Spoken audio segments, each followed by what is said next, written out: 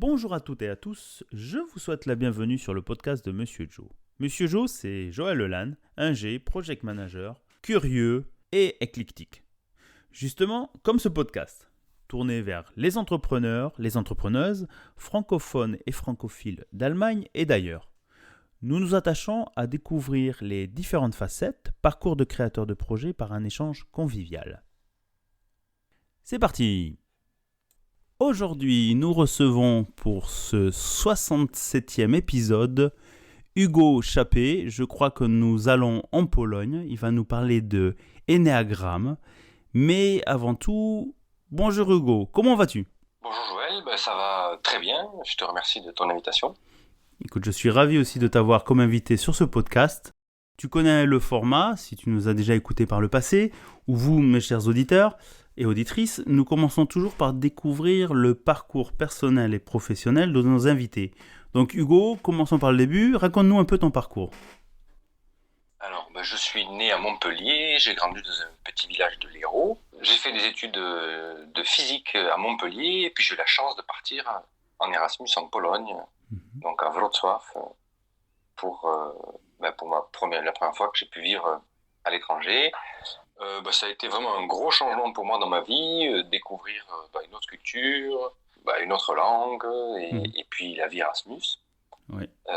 Donc je suis retourné rapidement à Montpellier, puis finalement je suis retourné en Pologne pour finir mon master, puis j'y suis resté au final presque 3 ans. Ok. Après j'ai eu la chance de faire un VIE, donc je suis allé en Allemagne, et quelques mois aussi j'ai pu finir aux États-Unis, donc je suis allé à Los Angeles. Voilà, j'ai rencontré ma femme un petit peu à mes débuts en Allemagne, et ensuite, et depuis, nous avons une fille depuis 3 ans, et attendons un petit garçon. D'accord, donc 2019, et rencontre avec ta femme en Allemagne, une polonaise. 2014, pardon, et une petite fille. Voilà. Et donc, ingénieur un peu qui a tourné entre l'Allemagne et la Pologne. On discutait en off sur les langues, c'est un sujet intéressant, le fait d'apprendre la langue. Ingénieur dans l'optique, c'est ça, si j'ai bien compris un peu ton parcours? Alors, j'ai fait une licence de physique fondamentale. Wow. Ensuite, j'ai fait un master en nano-ingénierie. Puis j'ai été ingénieur en optique, enfin dans une boîte qui vendait des softwares pour faire de la simulation optique. J'ai fait ça pendant 4 ans. Et puis après, j'ai été chef de projet en Allemagne.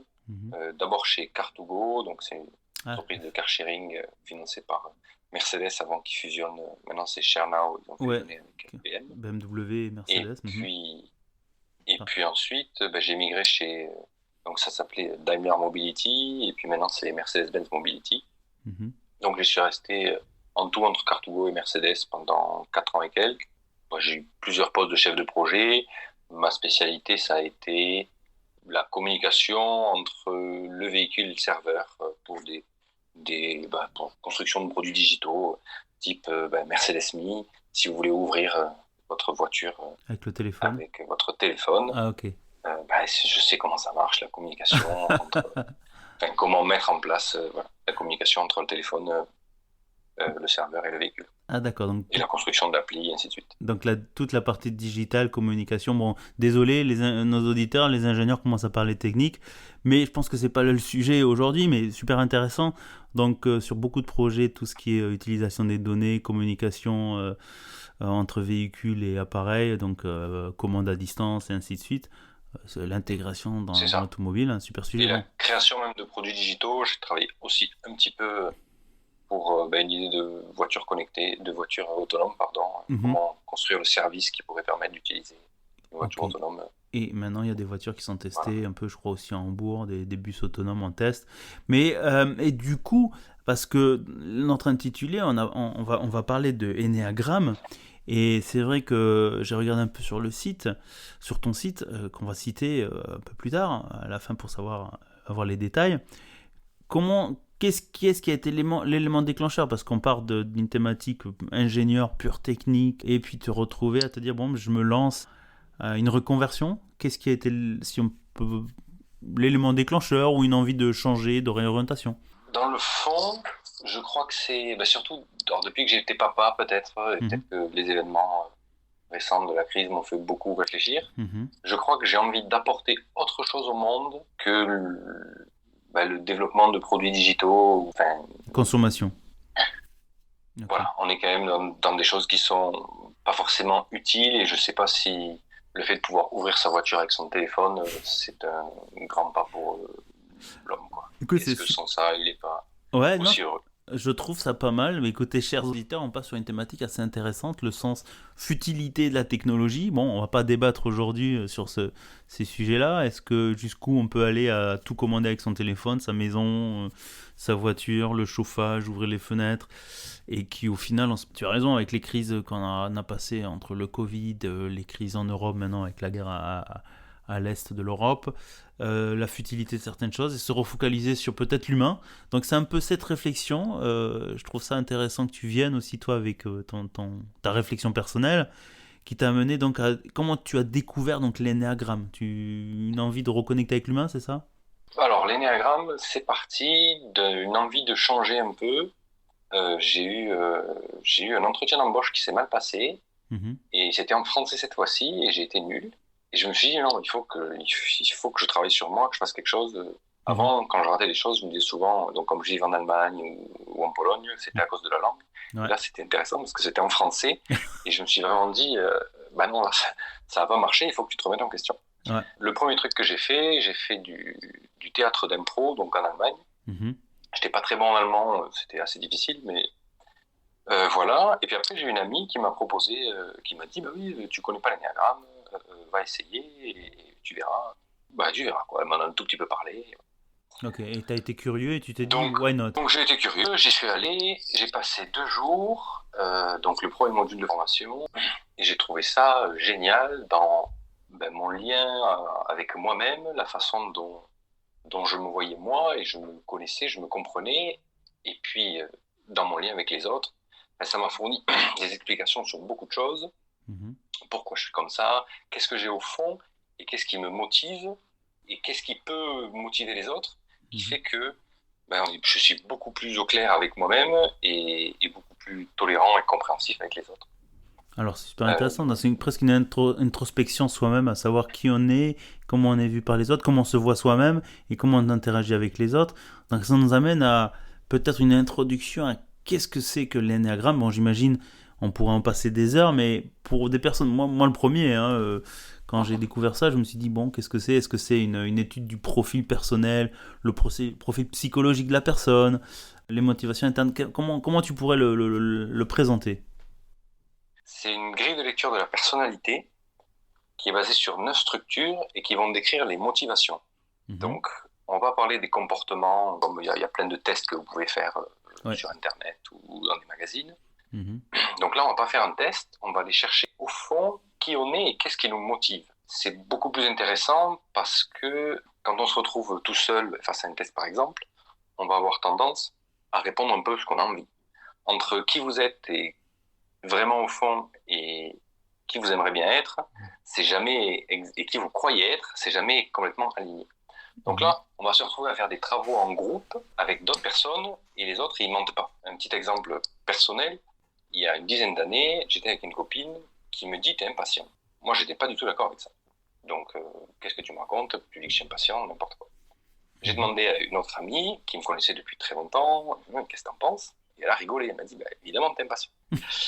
Et j'ai toujours pas d'accord, elle m'a dit réfléchis à une situation où tu dois attendre et où tu râles pas. Et là, j'étais échec et mat. Donc, c'était très intéressant que donc j'avais 25 ans, je me rende compte, grâce aux autres, de quelque chose, de ce que j'étais en fait. Et donc pendant le premier module Enneagramme et les sessions, en fait, au lieu de faire un test et de répondre soit ce qu'on pense être, c'est les autres, en fait, c'est par des échanges en groupe où on va se filer des billes pour essayer d'être plus objectif, parce qu'on est vraiment objectif avec soi-même. On a notre ego qui veut nous protéger pour essayer de ne pas bouger. Notre exemple, ça va être une personne qui va dire pour moi, l'image que je renvoie aux gens, c'est pas très important. Mais bon, le matin, j'en ai pour... je passe 3 quarts d'heure quand même dans la salle de bain, quoi. Voilà, les 2 autres personnes, donc on n'a jamais vu avant, vont dire, peut-être que dans ton référentiel, 3 quarts d'heure dans la salle de bain, c'est normal. Peut-être que l'image que tu renvoies aux gens, c'est important pour toi, parce que moi, c'est 5 minutes, quoi. Et puis si le deuxième, moi, c'est 10 minutes, Ça permet en tout cas de se poser des questions et d'aller chercher en profondeur assez rapidement sur ce qu'on est vraiment. Alors Hugo, si j'ai bien compris, l'énéagramme, à l'origine, est-ce que ça fonctionne comme une thérapie de groupe ? Non, ça n'a rien à voir en fait. On fait des petits exercices, il y a une partie d'exercice en groupe pour essayer d'être plus objectif que l'on est soi-même, soit avec soi-même. Et ensuite, il y a toute une partie, essayer de comprendre le modèle, donc les 9 types de personnalités, les 9 structures, et donc d'essayer de voir laquelle nous correspond. Et donc ça rajoute aussi une introspection, parce que donc sur les 9 structures, il n'y en a pas une qui est meilleure que les autres, toutes se valent. Il y en a qui ont des points forts et d'autres points. Et il faut arriver à accepter on prend un peu tout. Je peux prendre, je sais pas, par exemple, les types 1 qui vont avoir, donc plutôt perfectionnistes, qui vont vouloir toujours bien faire les choses, essayer d'améliorer le monde et faire au mieux. Ils peuvent de temps en temps être aussi un peu rigides et un peu stricts. Donc il va falloir accepter que si nous, ce qui nous correspond, c'est quand même cette motivation d'améliorer les choses et de faire bien, ça veut dire que parfois on peut avoir tendance à être un peu rigide. Et est-ce que ça nous correspond et est-ce qu'on voit les bons côtés comme les moins bons? Notre exemple, l'exemple du type 7 par exemple. Donc 7, ça veut dire je vais aimer toujours la nouveauté, être rigolo, être toujours optimiste et plein d'entrain.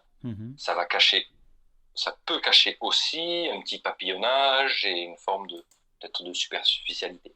Donc, est-ce qu'on a juste envie d'être rigolo ou est-ce qu'on accepte? Il peut y avoir aussi de moments côté.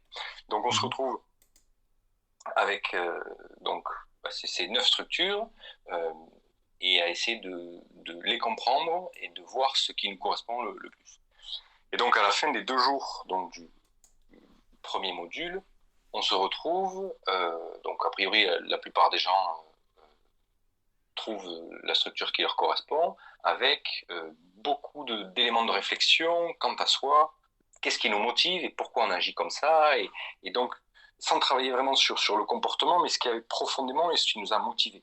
On va pas travailler sur un comportement du type arriver à l'heure.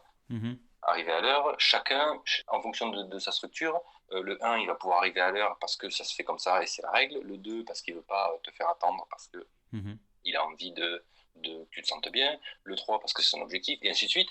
Et donc, on va pas travailler sur un comportement donné, mais sur vraiment ce qui nous motive pour atteindre un comportement. Et je trouve que par rapport à d'autres modèles que j'ai pu voir, c'est quand même la force de l'énéagramme, c'est vraiment d'aller travailler sur les motivations.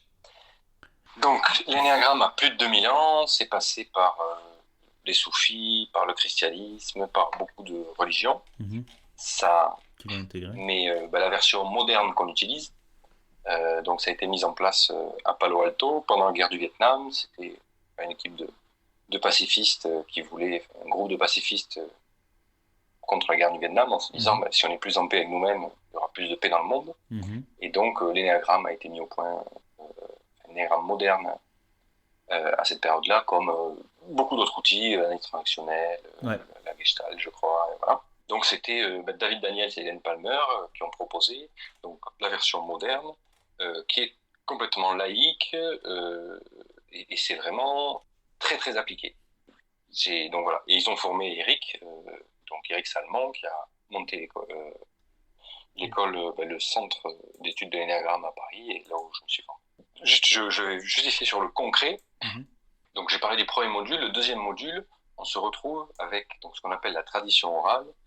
Chacun, par structure, par groupe de structures de personnalité, chacun va aller témoigner de ce qu'il vit et de ce qu'il ressent devant le reste du groupe. Et là, pour moi, ça a été vraiment une révélation. Ça a validé le modèle. J'ai vu que ça marchait, quoi. Des gens différents, des boulots différents, des âges différents, des hommes et des femmes, évidemment, qui se retrouvaient finalement dans la même énergie et ils ont les mêmes motivations profondes, en fait, quoi. Donc ça valide vraiment le modèle et on voit que c'est très appliqué et qu'il n'y a rien de religieux ou d'ésotérique. Voilà. La figure, c'est pour pour expliquer la dynamique des relations, c'est-à-dire c'est un cercle, il y a 9 structures, et ensuite il y a des petits liens un peu plus complexes entre chacun. Écoute, moi je trouve super que tu viennes apporter ce genre d'explication parce que malheureusement, mais tu dois le savoir aussi, tu l'as vécu en tant qu'ingénieur, quand on est formé, on nous impose, je ne veux pas dire imposer, mais l'approche très cartésienne, l'explication par A plus B, excuse-moi, et les approches un peu plus humaines, sociales, les liens de motivation, tout ce qui est on va dire, les soft skills ou les sciences molles, si on utilise un dérivé à l'anglais, est un peu difficile d'accepter. Et j'apprécie énormément que tu viennes apporter ce clarification en disant voilà, bon, c'est pas de l'ésotérique, il y a eu des études dessus, on travaille sur de la psychologie, le niveau de motivation des gens, un peu comme les 5 piliers de la motivation, ou je ne sais plus s'il y en a 4, la motivation, comment motiver un employé. Excuse-moi de revenir à cette idée-là, c'est un grand écart, mais la motivation intellectuelle, spirituelle, financière et de reconnaissance, je crois que c'est comme ça. Après, nos auditeurs pourront me corriger s'ils le souhaitent. Donc du coup, c'est en 2 modules. Le premier module, tu apprends à connaître les 9... c'est quoi, des profils? Alors on appelle ça des types, des bases. Des types. Ok.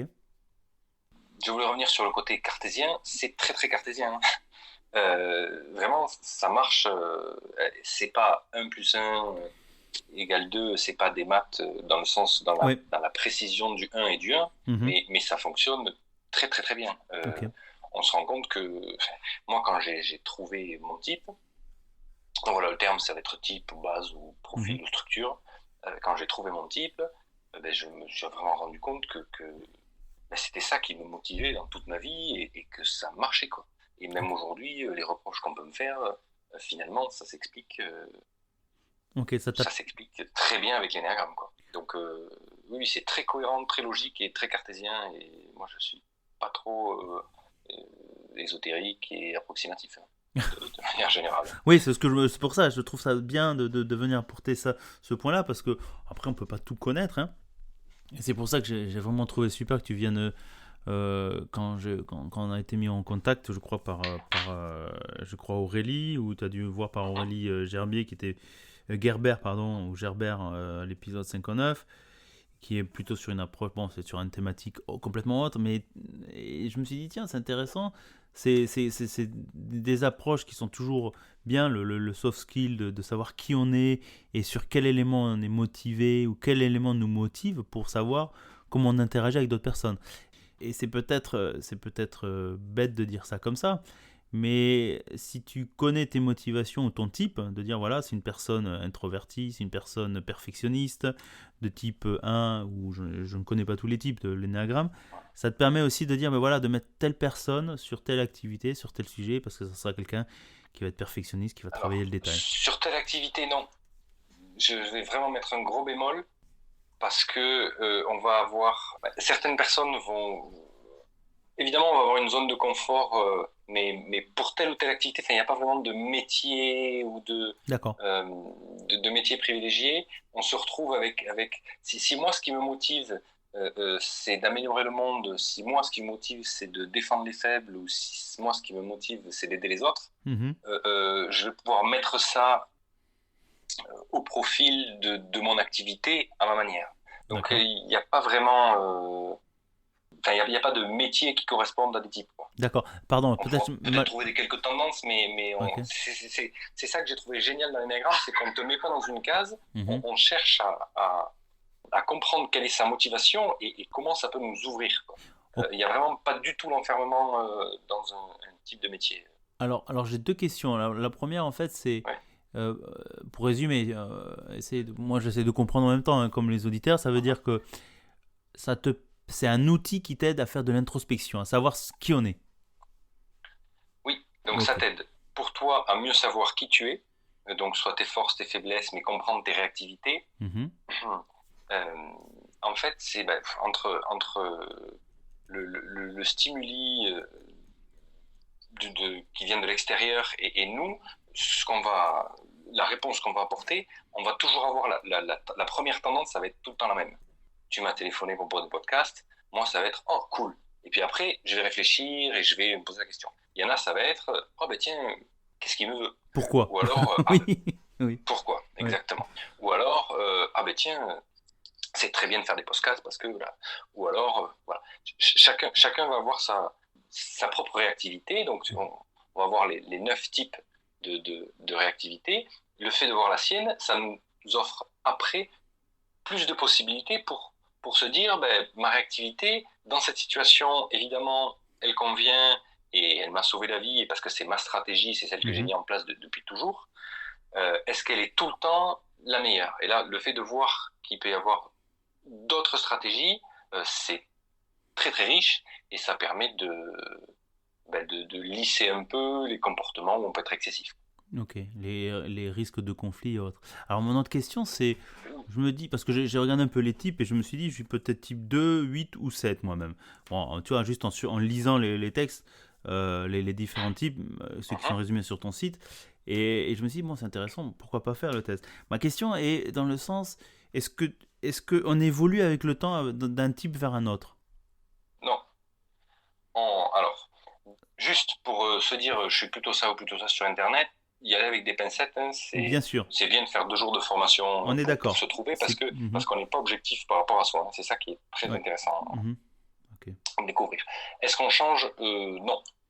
On ne change pas de type. C'est le type se fixe entre 0 et 6 ans, ce que dit la théorie, et on ne change pas.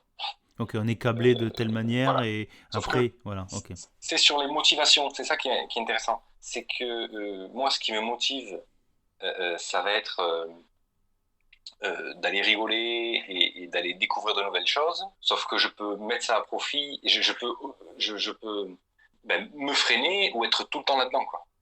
Ok, Et c'est ça. Et c'est à des moments où j'apprends à me freiner un peu parce que je sais que c'est pas forcément la meilleure stratégie et donc ça va m'ouvrir des portes à autre chose. Et c'est en découvrant autre chose, après je saurai mieux voir si c'est vrai que faire autre chose ça m'intéresse ou alors je reste tout le temps dans ma roue du hamster et dans ma réactivité comme je sais faire.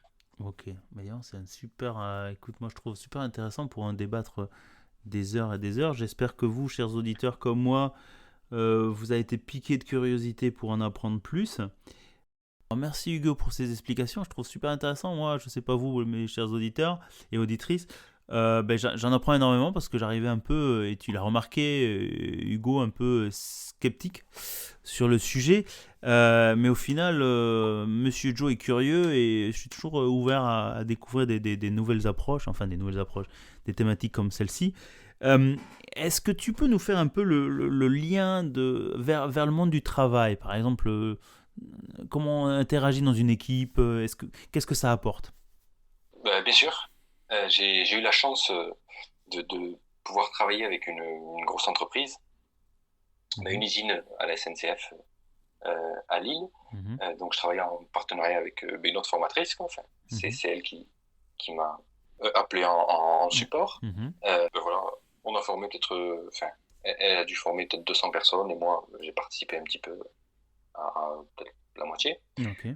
Et on a vraiment vu que l'outil, donc déjà les retours étaient extraordinaires j'ai jamais eu de retour comme ça sur des formations. Et même moi j'ai été assez surpris, je m'attendais pas à ce que ça fonctionne aussi bien.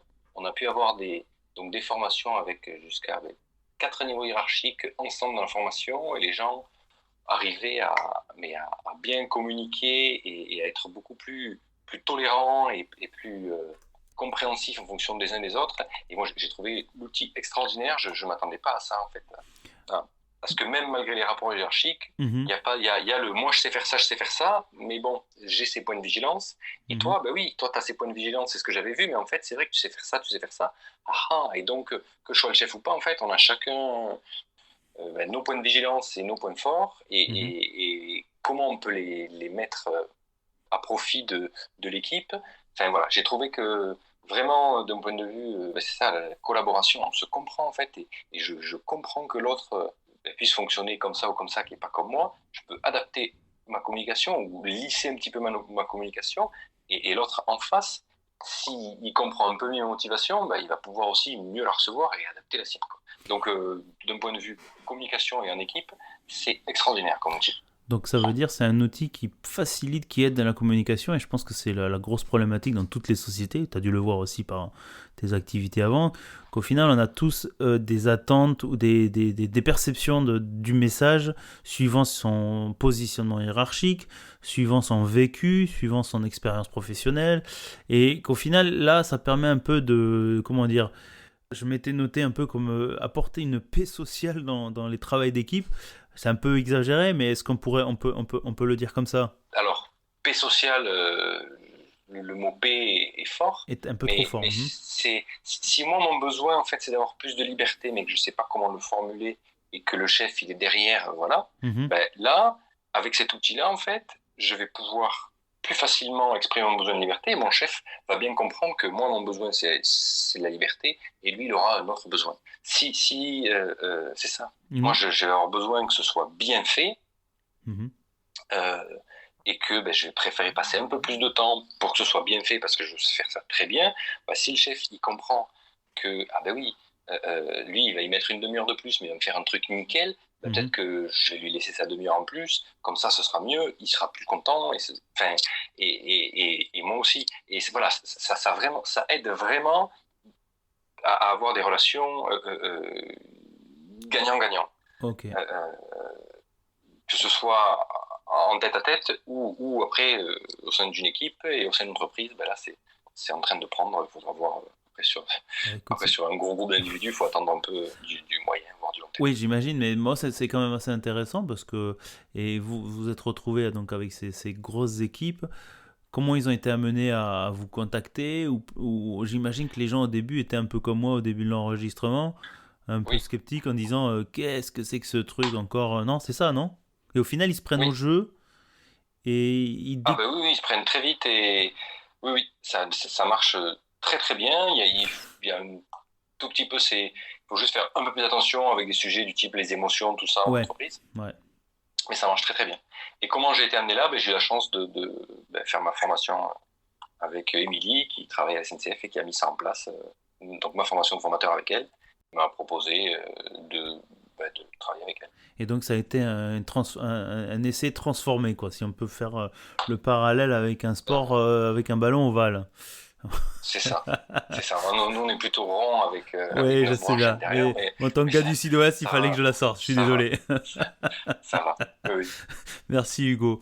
Hugo, on arrive un petit peu. Non, mais j'aime bien faire. C'est un peu le principe du podcast de Monsieur Joe. Hein. On parle de sujets sérieux, nouveaux, mais toujours avec une pointe d'humour. Hugo, merci beaucoup pour tes explications. Moi, j'espère que les auditeurs seront curieux d'en apprendre plus. Et ça me fait venir un peu à savoir comment on peut te contacter, Hugo. Alors, j'ai un site internet. Donc, mon projet, c'est de donner des formations en Pologne et aussi dans le sud de la France. Je suis à moitié-moitié. J'ai quitté l'Allemagne pour être un peu plus proche de un peu en Pologne, un peu en France. Donc, pour l'instant, j'ai juste mon site en polonais, donc c'est enneagramwpolsce.pl. .pl, oui. Donc ça veut dire Enneagram en Pologne, donc .pl. Donc c'est plus simple de me trouver sur LinkedIn, Hugo Chappé, parce que j'imagine que c'est pas évident pour tous les francophones qui ne parlent pas polonais d'appeler ça. Et donc voilà, donc je suis en train de réfléchir à me trouver un nom pour le sud de la France. Mais ton site est en français. Le site est en français par contre. Le site est en français et en polonais. Il faut juste que je trouve un nom et que je. Le site c'est Aurélie qui m'a fait le site que tu as eu en podcast. Ok, écoute, c'est assez. Oui, voilà, on a un petit clin d'œil à Aurélie pour les sites. Comment on appelle ça, avec une empreinte, comment on appelle ça, une empreinte carbone plus légère, réactif et avec l'information essentielle. L'éco-conception. L'éco-conception, merci. Elle va râler, hein, elle va dire que j'ai pas écouté ce qu'on a enregistré. Très bien, Hugo. Écoute, je suis toujours ravi d'avoir et j'espère que les gens qui nous ont écoutés jusqu'à maintenant, pareil, en ressortiront en ayant appris une nouvelle thématique et peut-être d'aller se mettre en contact avec toi ou en général sur l'énéagramme. Une thématique qui, je pense, peut être intéressante à appliquer. Tu vois, écoute, un sujet que je pourrais peut-être voir comment améliorer les communications en entreprise, entre les différentes équipes, avec plusieurs langues. Et je pense c'est que plus que la communication. Hein. Ouais, c'est non, vraiment au-dessus. la cohésion, il y a la communication, il y a la tolérance, il y a la compréhension de l'autre. Écoute, je crois que j'ai pas de meilleure conclusion. Merci Hugo, je te dis à bientôt. Merci à toi et à bientôt.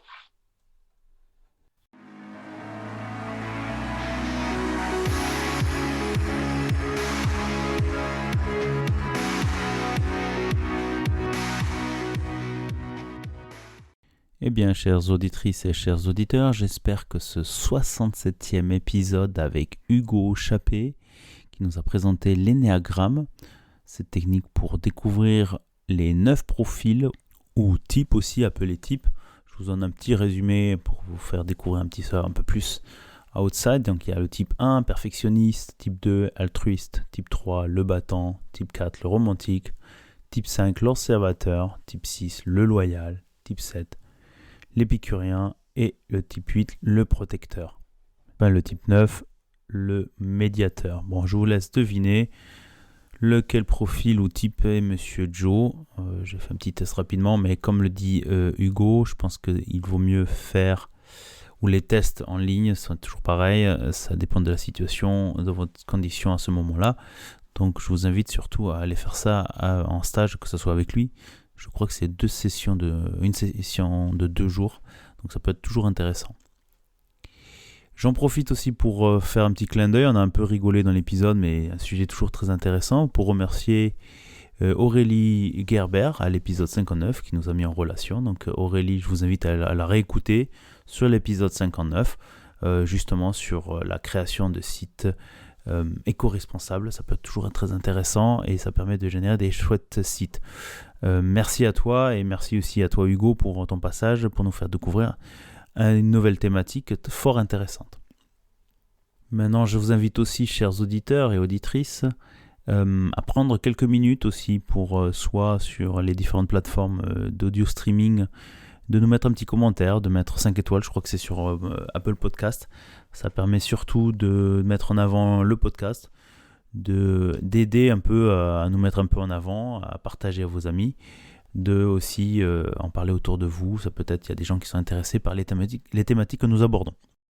Enfin, dernier point, j'espère, pour vous aussi, je vous invite, si ça vous intéresse aussi, vous auditeurs, de passer de l'autre côté du miroir et de venir parler à Monsieur Joe, de présenter soit vos projets, soit vos activités, votre profil, votre évolution de profil, que vous soyez entrepreneur, président ou membre d'une association qui agit dans sa région, dans sa ville, l'intégration au travail aussi, l'aide au travail. Monsieur Joe est curieux aussi de découvrir et de partager vos profils, vos cheminements. Je pense que c'est toujours bien. Ça peut permettre aussi d'inspirer d'autres à se lancer et montrer que c'est possible. Voilà, il ne me reste plus qu'à vous dire portez-vous bien, à bientôt et surtout, restez curieux. Ah, j'oublie un dernier truc, bien sûr, enfin 2 points de plus, voilà, c'était pas le dernier point, désolé. Alors, le premier point, c'est pour les utilisateurs YouTube. Il y a un channel, le podcast de Monsieur Joe, où vous pouvez aussi écouter sur cette plateforme les différents épisodes que je mets au fur et à mesure. Depuis début 2023, tous les épisodes enregistrés qui sont diffusés en podcast sont diffusés en même temps sur YouTube. Et le dernier point, et là c'est plutôt un appel à votre générosité, vous pouvez soutenir ce podcast en faisant un don sur Tipeee, TIP3E.fr, le podcast de Monsieur Joe, tout écrit ensemble. Le lien est en commentaire, donc je serais ravi de votre participation. Vous pouvez participer à 1€. Je teste pour peut-être plus tard, j'ai envie de le transformer et le faire comme une cagnotte. Le reverser sûrement au CICR par exemple pour les catastrophes. Voilà, merci à vous.